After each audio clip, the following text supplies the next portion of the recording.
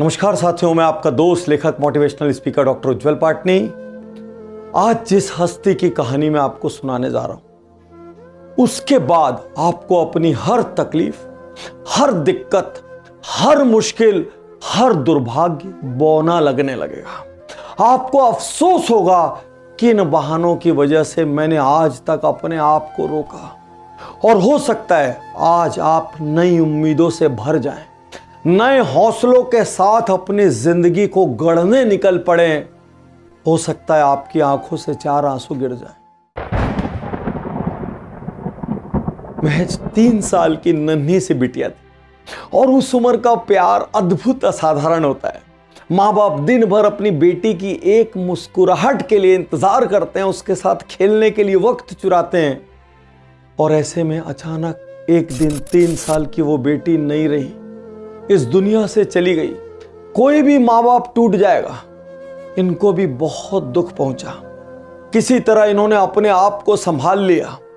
2 बेटे और थे, उनका करियर बनाने में अपनी जान लगा दी। लेकिन कुछ दिन बाद 2010 में अचानक एक फोन आया, आपका बेटा नहीं रहा। रात को वो सोया और एकदम रहस्यमय परिस्थितियों में सुबह नहीं उठा। आप सोचिए, एक माँ के ऊपर, एक पिता के ऊपर क्या बीतेगी। जाने कितनी बार सुसाइड के विचार आए, फिर भी इन्होंने अपने आप को रोक लिया। अपने दूसरे बच्चों के लिए, अपने परिवार के लिए अपने भीतर नया जज्बा पैदा किया। लेकिन किस्मत को यह भी मंजूर नहीं था। किस्मत इनके साथ बहुत क्रूर और बहुत निर्दयी रही।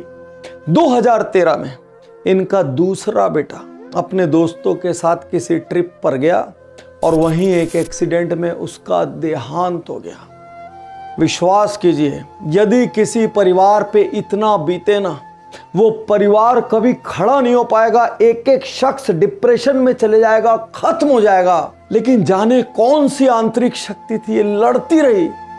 लेकिन किस्मत किसी किसी के साथ इतना खराब करती है कि कल्पना भी नहीं कर सकते। 2013 में बेटे के जाने के बाद पति डिप्रेशन में चले गए। 2014 में पति की मृत्यु हो गई। सोचिए, एक बेटी, फिर 2 बेटे, फिर पति की मृत्यु को परिवार के बाकी लोग नहीं झेल पाए। इस ओवरऑल ट्रॉमा से अगले साल मां चल बसी, छोटा भाई चल बसा और मानो दुखों का पहाड़ इस महिला पर टूट पड़ा। कोई सोच सकता है कि ये महिला एक दिन देश की सर्वोच्च महिला बनेगी?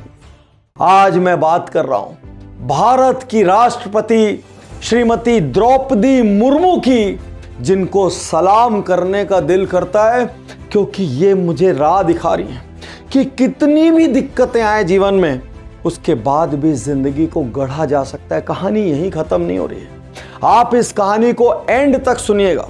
मैं उनके पॉलिटिकल करियर में इंटरेस्टेड नहीं हूं। मैं एक पर्सनैलिटी के रूप में आपको बताना चाहता हूं, आपकी जिंदगी में कितना भी बड़ा दुख क्यों ना हो, आज इस क्षण के बाद उस दुख का, उस तकलीफ का, उस दुर्भाग्य का, उस नेगेटिविटी का अस्तित्व खत्म हो जाना चाहिए। क्योंकि मैं तो एक भी ऐसे परिवार को नहीं जानता जिन्होंने द्रौपदी मुर्मू जी जितना दुख झेला होगा। यदि ये वीडियो आप तक किसी के माध्यम से पहुंचा है तो उज्जवल पाटनी यूट्यूब चैनल तुरंत सब्सक्राइब करें। 400 से ज़्यादा वीडियो आपका इंतज़ार कर रहे हैं। और यदि डीप इमोशंस को महसूस करना हो तो स्पॉटिफाई डाउनलोड करें। हर उज्जवल पाटनी शो 48 आवर्स पहले स्पॉटिफाई पर आ जाता है। The motivation podcast by doctor Ujjwal Patni के नाम से। शायद ये सी कहानियाँ दिल के अंदर उतरने के लिए बनती हैं। जब राष्ट्रपति पद के लिए इनका नाम चला तो कुछ नेताओं ने कहा ये रबर स्टैंप है, कुछ नेताओं ने कहा ये स्टैचू है, कुछ ने कहा हमने तो कभी इनको प्रेस कॉन्फ्रेंस में बात करते नहीं सुना। अरे कुछ लोगों के शब्द नहीं बोलते, उनका काम बोलता है। कुछ लोगों के शब्द नहीं बोलते, उनकी जिंदगी बोलती है। एक छोटी सी बीमारी हो जाए, आदमी बैकफुट पर चला जाता है। घर में विवाद हो जाए, आदमी बैकफुट पर चले जाता है। ईडी सीबीआई की रेड से बड़े बड़ों के एथिक्स चेंज हो जाए। अरे घर में किसी की मृत्यु हो जाए, आदमी टूट जाता है, खत्म हो जाता है। ऐसे में यदि ये लेडी पूरे परिवार को खत्म होने के बाद भी खड़ी रही, लाखों करोड़ों लोगों का हौसला बनी, ये रबर स्टैंप और स्टैचू नहीं है, ये देवी है जिनके अंदर बेतहाशा आंतरिक ताकत है, शक्ति है, असली नारी शक्ति का सिंबल है। इनको सलाम करना चाहिए जो इतने आघातों के बाद भी नहीं टूटी, क्योंकि मैं अपने आसपास किसी ऐसे परिवार को नहीं जानता जिन्होंने इतने आघात सहे हो, जिनके पास जानकारी जरा कम है। अरे प्रभु, 1 मिनट के लिए इनका बायोडाटा देखते हैं। भारत में, आजाद भारत में जन्म लेकर राष्ट्रपति बनने वाली पहली महिला हैं Shrimati Draupadi Murmu. First women president, scheduled tribe से बनने वाली पहली महिला है ये। पूरे ओडिशा से गवर्नर बनने वाली, विमेन गवर्नर बनने वाली पहली महिला है ये। झारखंड की विमेन गवर्नर बनने वाली पहली महिला है ये। और अपने गांव की पहली लड़की जो इस मुकाम तक पहुंची, जो हायर स्टडीज करने गई। जाने कितने फर्स्ट हैं इनके नाम पर। और अभी जब मैं इनके स्कूल जाने की कहानी सुनाऊंगा, आपके कुछ और बहानों में आग लग जाएगी और फिर आप मेरे को बताना रबर स्टैंप स्टैचू है। उड़ीसा के मयूरभंज जिले के एक छोटे से गांव उबरवाड़ा में इनका जन्म हुआ, संथाल ट्राइब में। अब गांव में पढ़ाई की सुविधाएं नहीं थी, सिर्फ 7th तक पढ़ सकते थे। ये पढ़ाई में तेज थी, इन्होंने 7th तक अपने गांव में पढ़ लिया। अब इनको बहुत इच्छा थी, कुछ भी हो जाए मैं आगे पढ़ूंगी, क्योंकि जब तक लड़कियां पढ़ेंगी नहीं कुछ बदलेगा नहीं। यार, बड़ी सोच शहरों की मोहताज नहीं होती, बड़ी सोच बड़े पालन पोषण का मोहताज नहीं होती।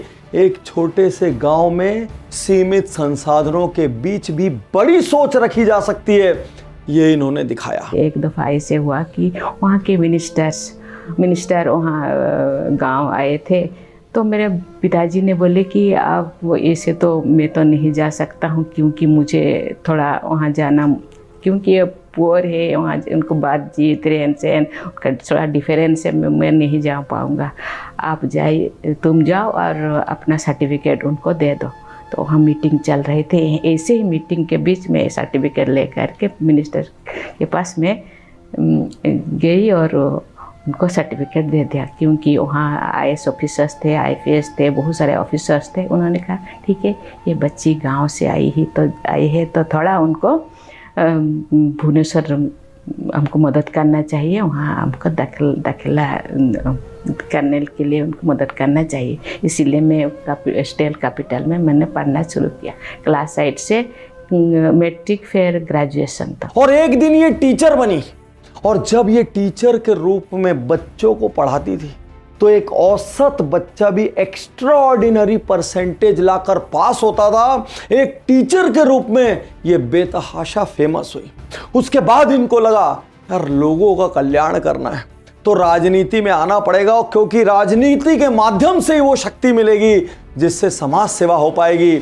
उसके बाद इन्होंने भाजपा ज्वाइन की। उसके बाद का करियर आप बहुत सारे वीडियोस में देख सकते हैं।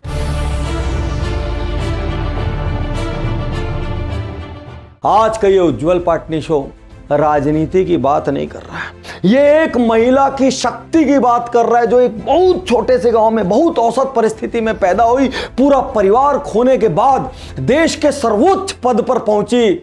और सलाम है मेरे देश को, जहां पर ऐसे लोगों को चुने जाने का मौका मिलता है। सलाम है मेरे देश को, जहां पर ऐसे लोगों को पूरी जनता लाकर ऐसे पदों पर बिठाती है और इनके जीवन से इंस्पायर होती है। आज इंस्पिरेशन की बारी आपकी है। एक और कहानी आपको सुनाता हूं। जब ये झारखंड की गवर्नर थी, उस वक्त वहां पर बीजेपी की सरकार थी और इनका भी बैकग्राउंड बीजेपी का था। उसी वक्त झारखंड की सरकार ने 2 बिल लाने का निर्णय लिया। वो 2 बिल ट्राइबल के लैंड को कॉमर्शियल लैंड में कन्वर्ट करने के लिए थे। जब बिल गवर्नर के पास पहुंचे तो सबको लगा भाई बीजेपी, मूल रूप से बीजेपी से आई हुई गवर्नर है और ये तो साइन कर देंगी, कोई दिक्कत नहीं आने वाली। लेकिन उन्होंने उन बिलों को रोक दिया, उन बिलों को वापस भेजा, हस्ताक्षर करने से इनकार कर दिया। उल्टा सवाल किया क्यों लाया गया ऐसा अमेंडमेंट। पूरा देश चौंक गया, पूरा राज्य चौंक गया, किसी को ऐसी उम्मीद नहीं थी। लेकिन वहां पर इनकी शक्ति का डंका बज गया। कुछ लोग तो यहां तक भी कहते हैं कि पिछले चुनाव में भी ये राष्ट्रपति बन सकती थी, लेकिन चूंकि इन्होंने अपनी पार्टी का विरोध किया इसलिए नहीं बनी। आज जब मैं इस केस स्टडी को रिकॉर्ड कर रहा हूं, मेरे हाथ सिर्फ इनको सैल्यूट करने के लिए उठ रहे हैं, क्योंकि इतनी कठिनाइयां आने के बाद कोई जिंदगी को गढ़ सकता है, ये मेरी कल्पना के बाहर है। और आज इस क्षण मेरे मन में सिर्फ एक विचार है, क्या हम में से किसी के भी सामने कोई भी बहाना, मजबूरी या कंपल्शन होना चाहिए, या हमें इनके जीवन से सीखकर सब चीजों को एक किनारे छोड़कर किसी बड़े लक्ष्य की ओर बढ़ जाना चाहिए। और ये कहती हैं, बहुत असाधारण अद्भुत बात कहती है, मैं इतने संघर्ष से आई हूँ, शायद किसी के जीवन में मैं भगवान को प्रार्थना करती हूँ मेरे जैसा कठिनाई किसी के जीवन में न आए, लेकिन वो कोशिश करते रहे कि वो आगे बढ़े। और इनकी कहानी एक बात और सिखाती है कि आप महिला हैं, ये सोचकर न खुद को रोकें न किसी के कहने पर रुकें, बल्कि दूसरों को प्रूव करके अपने आसपास वालों की हर राय को बौना कर दें। मैं ऐसे एक महिला हूँ, मैं अपने आप को थोड़ा इतना बढ़ चढ़ कर बोलना नहीं चाहती, लेकिन मैं गांव ऐसे कोई गांव नहीं मैं नहीं गई, ऐसे कोई हमलेट नहीं मैं नहीं गई मैं, क्योंकि वो ऐसे नहीं कहे कि ये तो महिला है क्या घूमेगा, ये बात मुझे अच्छा नहीं। सेल्फ रेस्पेक्ट मुझे बहुत मैं कॉन्शियस हूँ, सेल्फ रेस्पेक्ट, आत्मसम्मान। अब कोई भी ना बोले कि ये नहीं काम कर रहा है, इसीलिए मैं परफेक्ट ऑफिस भी जब जाती थी तो परफेक्ट ऑफिस में जाऊंगी बिफोर टाइम, फिर आने का टाइम कोई भी हो, लेकिन बिफोर टाइम मुझे जाना है, पहुंचना है। कोई भी मेरे ऊपर कोई उंगली ना दिखाए कि ये ऐसे कर रहा है। मैं डॉक्टर उज्जवल पाटनी आज हर उस पुरुष से कहना चाहता हूं, रुक जाओ, जो किसी महिला के महिला होने की वजह से उसकी काबिलियत पर सवाल उठाते हैं, क्योंकि ये केस स्टडी आपके मुंह पर एक करारा तमाचा है।